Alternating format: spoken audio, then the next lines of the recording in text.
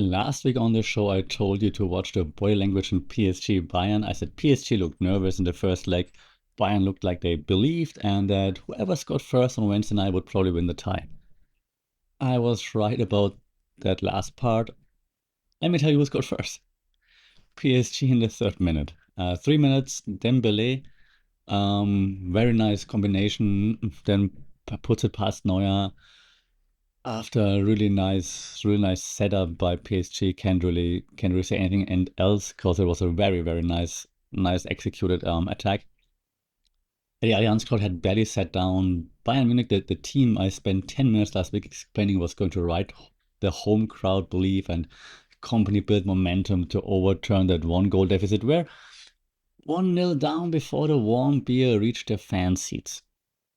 And then Bayern did what they were always going to do, took over the match, 62% possession, 15 shots, 5 on target, pressure on Safonov in the PSG goal for 87 minutes, more or less. I mean, pressure on the PSG team, on the goalie, yeah, but yeah, they did have way more possession. But just like I always say in Football Manager 26, possession doesn't really matter if you don't win. Yeah, Olis and Diaz, they had some chances, of course, but Olis in particular was not that great on that day. Um, they did play their game to a certain extent, but not to the full effect. Harry Kane scored in the 90th plus, 90 plus 4, whatever. He always scores, which is great. Quick happiness for 90 seconds or whatever, and then it's all good, and it was over. PSG 6, Bayern 5. PSG go to Champions League final for the second time in a row. Chance to win it a second time in a row. Bayern's out.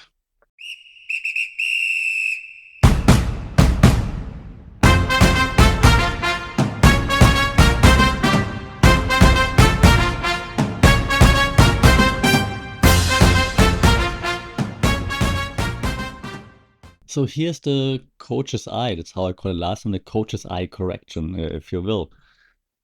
Because I have to tell you when I'm wrong. So I told you PSG were nervous coming into Munich. That part was probably right. Because Luis Enrique watched the same body language that we all did. He just had a very good coach's response to it, and props to that. Score in 3 minutes, take the Allianz out of the match, and then defend deep and counter attack for the rest of the night. Which fair play, very well done, and outcoached. I'll come back to that in a little bit. But also this week, we're a packed week this week. We had Bundesliga matchday 33, and we're so on with the relegation races. Insane. Heidenheim is alive. It's crazy. More on this in a little bit. NBA second round, dismantled half of last week's predictions, of course. Strickland did the unthinkable at UFC. What was it? 326. Joshua Wan made everybody finally believe in him, and at WWE Backlash, Asuka was crazy again. Danhausen was one of the more, I don't know, fun things. Anyways, I'm Sasha, 20 years plus in coaching team sports. This is Tactic, the show where we watch sport the way a coach watches it. Let's go. And then segment one, we of course have to talk about Champions League, Bundesliga. So Champions League semis, we just had it in the open, right? Bayern's out. The other semi we had Arsenal 1, Atleti 0, 2-1 on aggregate for Arsenal, so makes it PSG versus Arsenal in Budapest. Not gonna lie, not that excited for it. I mean, PSG played well against Bayern, so really hats off. Just not that excited. Arsenal, Arsenal doesn't get me out of my seat anymore. Even though, while saying this, I realize they still have a chance to do the double. So maybe it will be Arsenal's year for once. More intriguing for me, Bundesliga matchday 33, relegation chaos. Best of I don't know, relegation battles in a while that I can remember at least. We start with the recap of the games really quick, right? Heidenheim 3, Köln 1. Heidenheim won again. Second straight win after the Bayern draw. They were dead a month ago. Now they're climbing. Whatever Frank Schmidt is doing in that locker room is a coach's eye seminar I want to attend. It's crazy. They're alive and kicking, and if they stay in, they deserve it. Hamburg 3, Freiburg 2. Haas at home, 3 goals against Freiburg. Impressive. Freiburg now in the final of the Conference League, Europa League, whatever that is. Um, First season back in Bundesliga for Hamburg, ends with survival. Good job. Good job. Melvin Polzin, great job. Mainz 1, Union Berlin 3. Eta's first win. Maurice Eta has won her first Bundesliga match as a head coach. We'll talk about this in a little bit as well. Leipzig 2, St. Pauli 1. St. Pauli, who needed something against Leipzig, lost. They're now still on, I think, 26 points, just like Wolfsburg, just like Heidenheim. Crazy, crazy, crazy development. St. Pauli started so well in the season, and now they're on the brink of relegation. Bayern 1, Wolfsburg 0. Bayern won narrowly on the road against relegation battling Wolfsburg. Which is totally fine. Of course, you knew they're gonna rest players and they're gonna try to not exhaust themselves too much, so it's okay. But at least they still won, so they did not try to scoot the league or anything. Dortmund 3, Frankfurt 2. Dortmund actually won. Hey, congratulations. Nico Kovac also lives another week because I mean you hear the rumblings all the time. The German tabloids will kind of like now delete their Kovac outdrafts and write Kovac still does Kovac things, Kovac cooking. I don't know. Um, Same writer, same papers. You know the drill. But they might also just change the name. They might just take out Kovac and add Albert Riera because Frankfurt slide continues, and their head coach, by all reports that we hear, might actually already be gone again soon. Bild, which is usually you know what Bild is, biggest yellow press paper in Germany, but Bild has a short list of I think, and I had to triple, double, quadruple check if they're serious because I still don't know. Hütter, Funkel, Meyer, I don't know. Anyways, Sky Sports also reported of an internal decision that the board is not happy with Albert Riera, and the loss to Dortmund makes it maybe more certain. Let's see if they're trying a full reset over the summer. Um, yeah, interesting experiment which seemed to have backfired. We had also Stuttgart Leverkusen 3-1. Great match. Leverkusen came out swinging within like the first few seconds with the 1-1-1-0, but then Stuttgart fired back. Last week Leverkusen demolished Leipzig, and now Leverkusen got demolished themselves. Crazy. Yeah, it basically makes the point from last week where I said, okay, Leverkusen looked like the Leverkusen we used to love, and now they're looking like the Leverkusen that's confusing us all the time. There's a coach's eye lesson, a quick one here as well from this game actually, because form is a verb, not a noun. So Leverkusen had a great week and then a bad one. The teams that stack good weeks together, Bayern, Leipzig at their best, are in the top four. Leverkusen struggling to be there, which is just fine. It just happens. It's a process. We also had Hoffenheim 1, Bremen 0. Bremen reduced to 10 men, lost narrow. They've been in a funk a little bit, but also, I mean, they survived, so they're probably happy with whatever because they just want the season to be over and not to be relegated, and that's what they achieved. And then we had also Augsburg 3, Gladbach 1.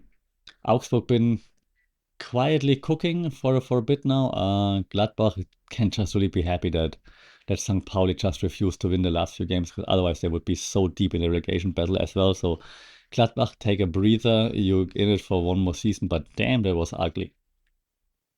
So where the relegation stands right now, 3 teams in trouble going into the final match day. We have Wolfsburg, St. Pauli, and Heidenheim, and they're all tied on points. And Heidenheim with the most momentum. Who would have thought we would say that? We will have also, I think, the direct match between Wolfsburg and St. Pauli, if I'm not mistaken.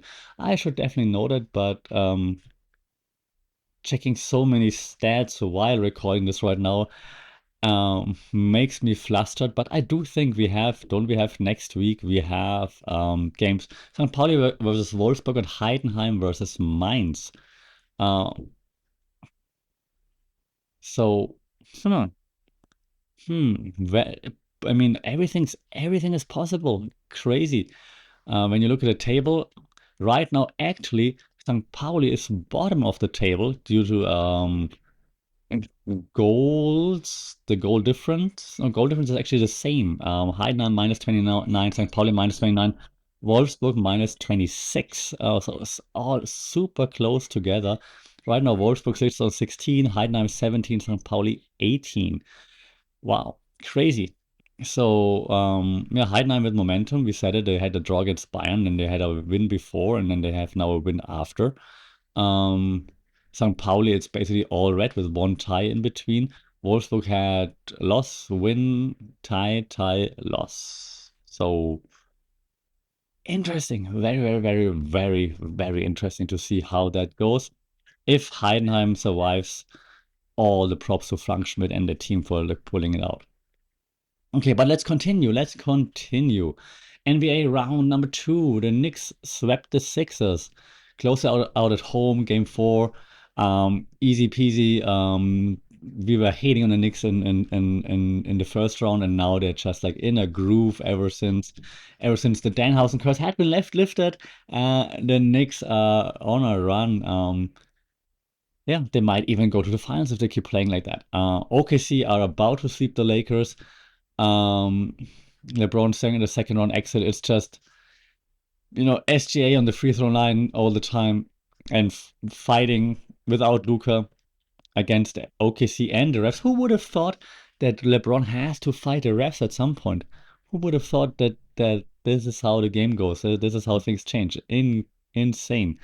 Um, yeah, no, I don't see the Lakers pulling out anything. There's gonna be a sweep as well. Congratulations to the league, OKC, the referees, and yeah, LeBron. You've been on the other side for way too long. Now you know how it feels. Spurs Wolves. Spurs up right now as time of recording. We have game number 4 though, and I'm just checking it for you right now while I record.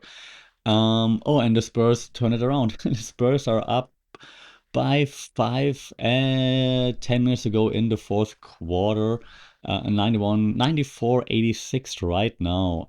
So the Spurs, after losing the first one, have pushed back, pulled back. Congratulations, well done. But the Wolves are in it. As I still don't think that Edwards is, fully fit. Doesn't look smooth, but they're giving them a fight. So good on them. Piston Cavs 2-1 Pistons right now. Team basketball storyline continues to be tested. Game 4 coming soon. Pistons keep, almost losing, surviving. So far, however, I mean, still, yes, they have been the best team in the East. But when you look at the paper, they're not. They're not supposed to be. So I'm still intrigued to see how they're doing. Um, UFC 328 and WWE Backlash, the TKO segment, not sponsored, but if you want to, please reach out. More details in the actual segments, but we had Sean Strickland beating Khamzat Chimaev, crazy. We had Joshua Wan defending his flyweight title, getting rid of Tatsuro Taira, also crazy. And we had Backlash, where we had Io Sky versus Asuka, which was a great match. And of course, we had John C. Roman Reigns retaining the belt, obviously.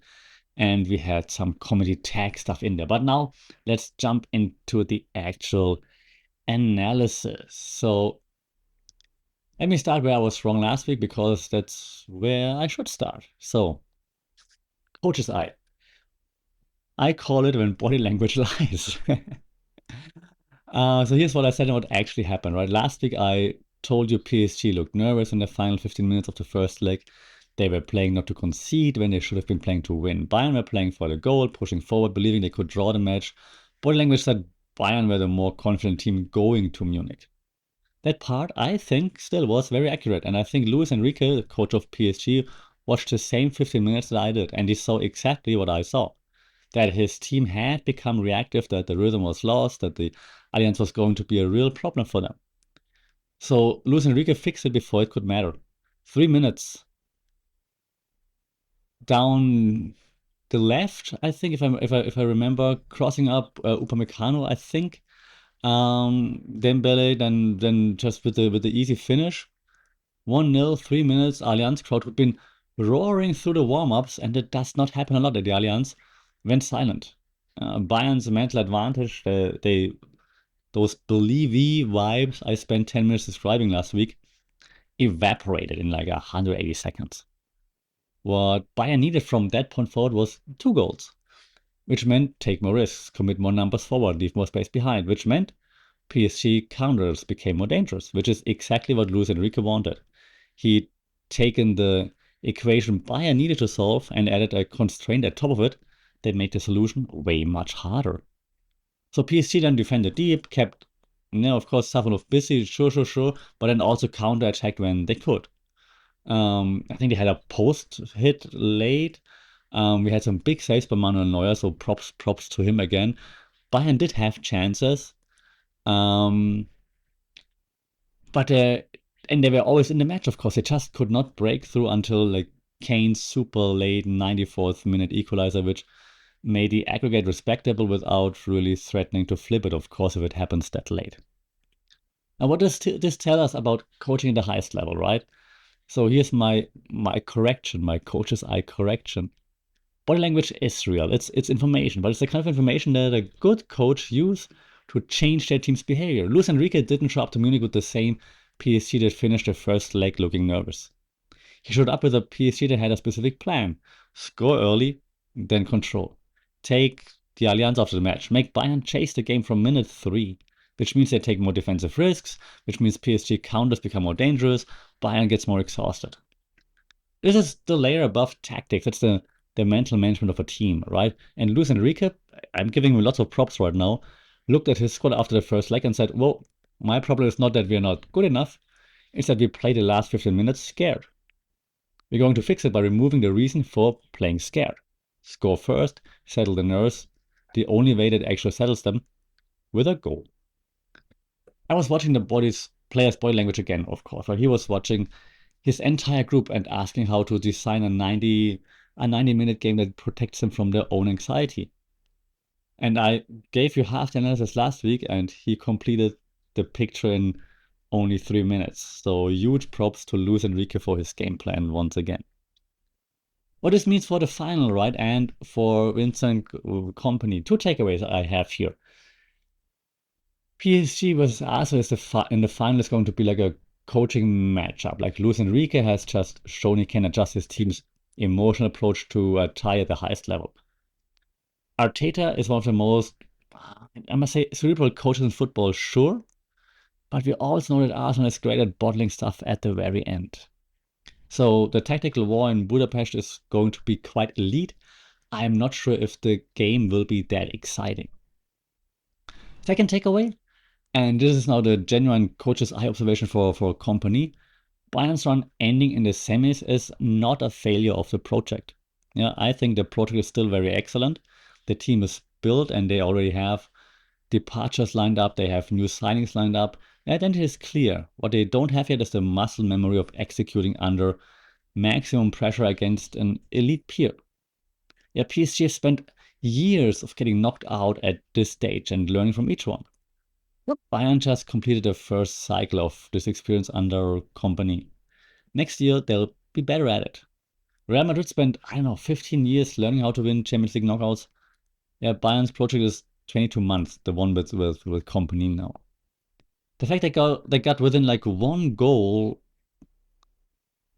of a final against the best team in Europe is, I think, a stepping stone, not the failure mode. They're also in the DFB Pokal final, the German Cup final against Stuttgart, which, yeah, everyone thinks they're going to win it, and now they're probably even more motivated to at least make it a double, not a treble. And after that, I think Company is going to be like in hardcore building mode once again. I'm Still not a Bayern fan, but I'm kind of excited to see if he can take them even one step further. And while we're on the topic of coaches learning what their teams need, Marie-Louise Eta got her first Bundesliga win this weekend. Proper segment because finally the story shifted. Yeah, the Eta update win. Okay, 4 weeks ago, Union appointed Marie-Louise Eta, first ever female head coach. We know it by now, and as the first woman to ever had a men's team in any of Europe's top 5 leagues. Okay, that was the story for the longest, right? I said the headlines would be a problem regardless of what the football did, and I've been saying it every week since, right? 3 weeks of still winless, pressure mounts, Union slump continues, all those things. Now, finally, Union gets the win. Headlines this morning, interesting. Some genuinely positive, some grudging, a few, and I love this, already pivoting to, but can she keep it up? Which is exactly the move you make if you've been writing negative pieces for weeks now, right? I want to say 2 things about this. First, it was a good win. 3-1 away to Mainz.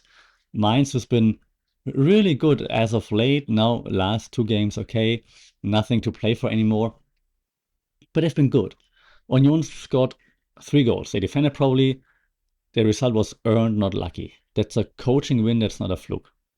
Second, and this is the structural point that I keep making, the win doesn't retroactively justify the appointment. The appointment was justified the day it was made. Eta has a Champions League as a player, was the first female Bundesliga assistant coach, coached Union's under-19s, and was already scheduled to lead the women's team this summer. She's qualified for this job. Her getting a win on Saturday is not proof that she belongs. She belonged before this result. The result just made it harder for people who didn't think she belonged to keep saying so. And this is what I mean when I say Eta's being judged differently. Every other interim coach in Europe this season who gets 3 points in their 4th match is described as starting to find a rhythm. And Eta gets 3 points in her 4th match, and the framing is first win with unspoken implication that it was an event. It wasn't an event, it was football. Struggling squad with a coach who'd done their work, won an away match against a mid-table team. That's the entire story. Union are still not great, but they're safe. They're staying up. And that's all that matters. And it's always about, what the club is doing, not just about whether or not Eta is male or female. And I will keep saying this for as long as it's relevant. 2 things here to file for the future, then we move on. 1, by the end of the season, Eta moves quite likely to Union's women's first team as planned. We may not get another women head coaching in the top 5 leagues for another 5 years, who knows? But pay attention to who that is when it happens. And the next female coach hire anywhere in elite men's football will be measured against Eta's 8 weeks, or however many that are here. Union staying up, the bar is save the team from relegation, right? So, and it's not going to be fair, but this is just how it will be reported. First win earned, onwards. All right. From football to the NBA, the UFC, and to slightly absurd stuff in the WWE. So NBA, UFC, and that fake sport that I love. In NBA, I covered most of it in the recap, but 2 things worth quickly dwelling on, okay? OKC are about to be in the conference finals. They're up 3-0 on the Lakers, and they're going to face whoever survives Spurs Wolves, most likely the Spurs, so we would probably see OKC versus Spurs, which is the match of the league has been quietly building towards. 2 young teams, 2 MVPs in the making. I mean, SJ already is one, of course, but Wemby is about to become one. Both teams play basketball, not only hero ball. However, as you probably know by now how I feel about SGA, and even Chad, who's also like learning how to flop now. But I do think that the coaches really matter here, and this is what I love about it. And I say it one more time, I still hate the foul bait economy. SGA is at the line constantly. Like I said, Chad is flopping now too. So the Lakers weren't just outplayed in the games; they were also out whistled. And saying this about the Lakers is crazy because usually the Lakers are the ones getting all the calls. So the most efficient offensive play in basketball is in a significant part an artist at a specific skill or specific skills. But manufacturing contact, It's just a skill I don't want to be, a skill we have to train kids for. So the league has to fix it, or we have to accept that foul baiting is now part of the basketball skill set. I'm fine being on the wrong end of history on this and being wrong about it, but this is just how it looks right now. Also, the team basketball storyline I've been pushing and been hanging my hopes on survived another round. The Pistons are 2 up on the Cavs. They might still go down to a more talented individual squad, but so far they're doing what I want them to do, what they've been doing all season long, and I am really curious to see if this team thing can survive the tough playoffs where an individuality usually shines at some point. So I think this run is testing whether a very good system can compensate for a slightly worse individual talent than maybe other teams have. So far, the verdict provisional, maybe. But hey, I'm unbiased, but fingers crossed that team basketball wins. Okay, let's jump into the pit, into the cage actually. UFC 328. Sean Strickland doing the unthinkable. Strickland beating Kamsa Chimaev. The judges, two judges, 48-47 Strickland. Super close, but wow. I mean, as you know, if you're into combat sports, Chimaev came in, I think 15-0, undefeated, dominated everybody he faced. Won a title against Dricus du Plessis, kind of boring but dominant. Strickland, clear underdog, clear underdog. The fight build was vicious. Strickland threatening to shoot Chimaev, call him a terrorist, and all those things. Then Chimaev throwing teeps and legs, like kicking Strickland at the face off. UFC beefing up security. Everyone expected Chimaev to win and to dominate. And what happened? First round, exactly what we expected. Chimaev throwing Strickland around the cage, but by round 2, he seemed tired. Strickland reversed a takedown, crazy. Spent significant time on top, won the round. Round 3, even-ish, with Strickland maybe landing the better shots, not more, but maybe better ones. Round 4, Strickland's jab working. Kamsa coming with power, but takedowns, where were they? And round 5 then, Strickland, not gonna say coasting, but doing Strickland things. And you know what it means. Never really threatened to finish, but also never gave Chimaev any kind of opening that Chimaev would have needed. So, congratulations to Sean Strickland. Coach's eye lesson here, right? Strickland did a much better job than, for example, previous champion Dricus du Plessis at moving. That's what you're supposed to do, moving while in a defensive position. Yeah, du Plessis lost his title to Chimaev because he panicked underneath Chimaev. Strickland stayed calm, kept the action going, listened to his coaches, made Chimaev work for every second of dominant position, and by the time round 2 came around, Chimaev's gas tank was the issue. And Strickland just had to be patient. Yeah, this is a coach's eye lesson in any sport when you're at a structural disadvantage. Chimaev's wrestling. Bayern chasing a goal scenario. The Pistons' lack of superstars. I know they have one, but you know what I mean. Your job is not to suddenly become less disadvantaged. Your job is to not panic, to keep doing what you can do, and to wait for the moment when the disadvantage softens. Strickland waited. Chimaev tired. The opportunity came. Strickland also apologized after the fight for going too hard with the trash talk, which, fine, it's appropriate, but he always does that. Doesn't undo the words, but at least he knows they were the wrong move. Like one of the podcast guys I listened to, he said, like, it seems like fighting is Strickland's therapy. That's just when everything comes out, before everything builds up, then he lets it all out, and then afterwards he feels better, and then he has the same thing happens again. That's really actually how it looks like. In the co-main, we had Joshua Van. I think he's 24 by now, from Myanmar. I think fighting out of Houston, living there. I think, right? He's been with the UFC for just a short stint so far, and he won the title last time around. Opponent injured, and so now everyone said like Tatsuro Taira is the new phenom. He's gonna take the title from Joshua Wan. Tatsuro Taira will probably, I don't know, submit him. He's much better. And Tatsuro Taira ended up a bloody mess. And it was also, by the way, the first title contest in the UFC between two Asian fighters. It was also a really good fight. Lots of action. I mean, Van's boxing is just so sharp, pressure unrelenting, and didn't keep. I love that he didn't care about being labeled the underdog as the champion. He just walked out and worked one of the most technical fighters in the division. I heard one of his throwaway quotes when people ask him about being the underdog and Tatsuro Taira being so good and so technical, and Van is just like, I'm just gonna knock him out.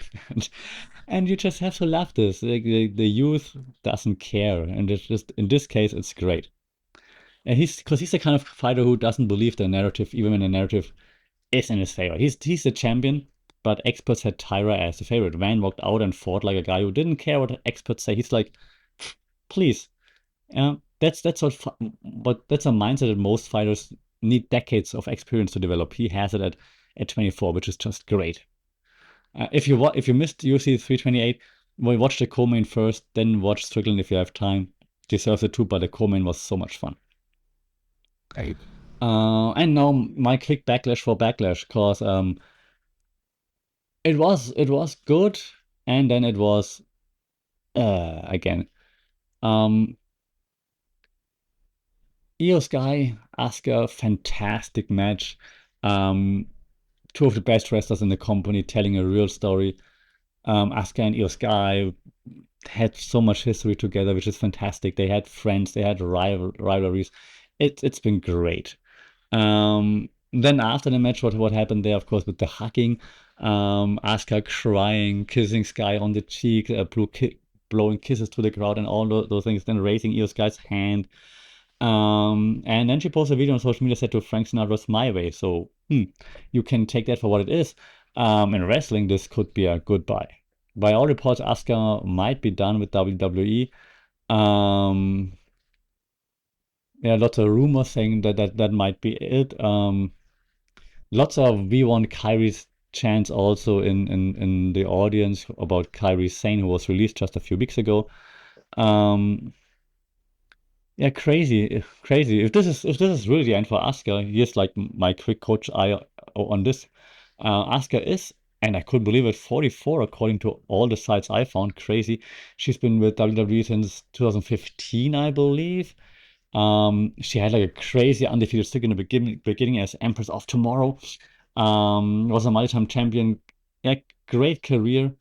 Um, she went out in a great match in front of an emotional crowd, giving the win to her younger former teammate. That's just how you're supposed to go out. You finish on high, you hand the torch, you both fantastic. Compare this to the Roman Reigns ending whenever it eventually might come, or a LeBron ending, if that ever comes, or a CM Punk ending even. Most legends do not get to choose their goodbye. They get injured, fired, shoved into a brand ambassador role. Asuka, if the rumors are true, got to choose hers. That's rare and that's really worth marking. Oh, and yeah, Danhausen and Minihausen's won a comedy tag, which was silly but also kind of entertaining. I don't want to admit it. Roman Reigns did the Roman Reigns thing and the John Cena thing and beat Jacob for two. For two later beat him down, but I mean, it doesn't matter because he still did not get the win. John Cena announced a new tournament called the John Cena Classic, which sounds like a wrestling tournament announced by John Cena. Kind of standard Backlash content. All right, quick wrap. Let's go. Bayern's Champions League run ends in 3 minutes. The goal that broke them came that fast. Kane's equalizer came in the 94th. PSG were in the final from the moment Dembélé scored. Arsenal beat Atleti. PSG was Arsenal Budapest on May 30th, I believe. Bayern have a DFB Pokal final before. The relegation race goes to the final match day with Wolfsburg and Pauli and Heidenheim all in real trouble. Heidenheim happy about it. The other two probably not. Um, Saturday is going to be like a several screen affair. ETA got her first Bundesliga win. The NBA second one is mostly going to be favorites. Strickland did the unthinkable. Joshua Wen made a statement. Asuka said goodbye. Next week is Bundesliga matchday 34, the final day, which will be insanely busy. Big football week. the Champions League final afterwards. We're going to talk about this once it happens. If this whole thing was worth your time, subscribe. If it wasn't, also subscribe. Otherwise, I'm going to haunt you down. If anything in this episode was unfair, let me know. If anything was wrong, definitely tell me. I'd rather get the correction than keeping on mistakes, just like what I did in the Coach's Eye segment today, admitting that I only looked at one half of the equation and not at the part in which Luis Enrique actually makes the right calls. Tactic, back next Monday. Thanks for listening.